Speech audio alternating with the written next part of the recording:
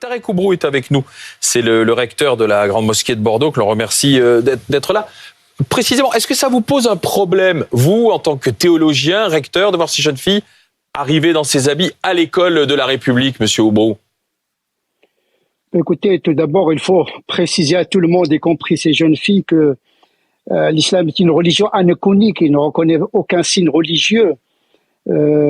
C'est quand même bizarre que d'attribuer des signes religieux à une religion qui fait l'éloge de l'abstraction. S'il y a une visibilité, c'est la visibilité culturelle où se trouve le musulman, notamment au niveau des vêtements. Il n'y a pas d'objet cultuel en islam. Le foulard, le hijab, le minaret, le croissant, la couleur verte, ce ne sont pas des symboles religieux, ce sont des symboles politiques ou bien culturels. À un moment donné, la culture s'est confondue avec la religion et nos enfants et nos jeunes ont du mal à discerner l'élément culturel de ce qui est fondamentalement religieux. Alors que dites-vous à ces jeunes filles ?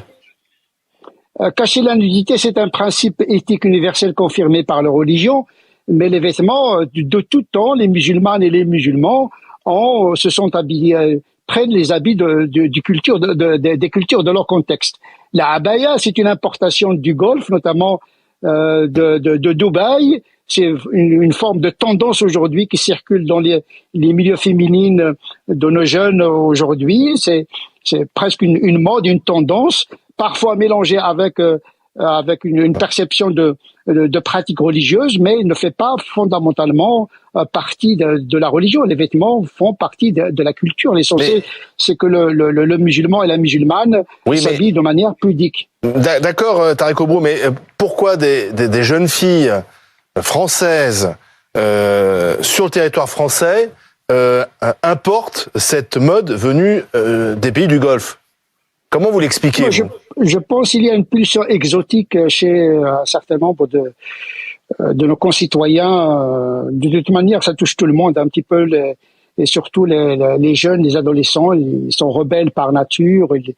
Je suis visible, donc j'existe. Il y a une part du psychologique là-dedans. Il y a aussi l'harcèlement. Beaucoup de jeunes s'habillent de cette manière-là pour signifier qu'ils ne s'apprêtent pas à l'harcèlement. Il y a également une tendance, une mode qui se développe aujourd'hui à travers. Mais pourquoi cette revendication identitaire? C'est une provocation parce que elles veulent signifier qu'elles ne reconnaissent pas la culture de leur pays?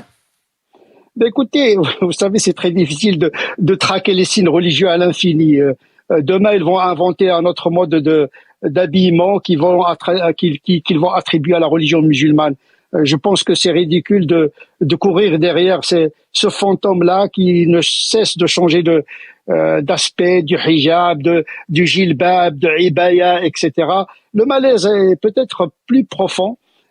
Ce sont des jeunes peut-être qui ne se reconnaissent plus dans cette société, qui ne leur donnent pas de place. En tout cas, c'est le sentiment qu'ils éprouvent.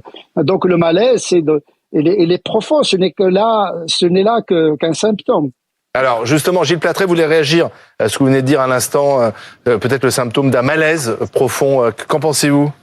Oui, enfin, j'écoute Tarek Oubrou et j'avoue que, je suis quand même très circonspect sur ce qui vient d'être dit.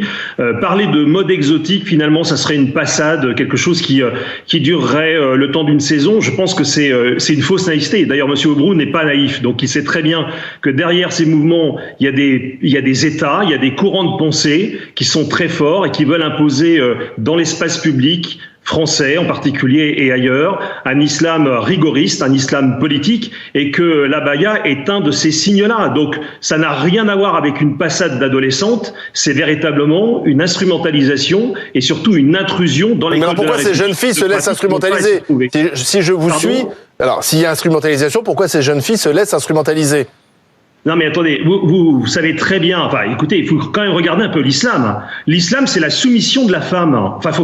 Faut arrêter de tourner autour du pot. On sait très bien que l'un des enjeux de l'islam politique, c'est précisément que la femme soit soumise et qu'elle montre sa soumission dans l'espace public. Monsieur Oubrou dit les choses autrement. Il dit il faut de la pudeur. Mais on sait très bien à quoi mène cette exigence de pudeur, cette contrainte de pudeur, c'est finalement de se voiler complètement. C'est pour ça que son discours me déplaît fondamentalement, parce que c'est une façon de ne pas poser le problème problèmes, voire de faire avancer les difficultés qui sont les nôtres. Donc, il n'y a pas d'obligation de pudeur en France. Et les jeunes filles, hélas, sont sous la coupe de leur famille. Et c'est aussi pour ça, c'est pas simplement les réseaux sociaux qui les amènent à se vêtir ainsi, c'est la pression familiale, la pression de cette société patriarcale qui s'impose à travers l'islam politique. Et c'est ça que nous dénonçons.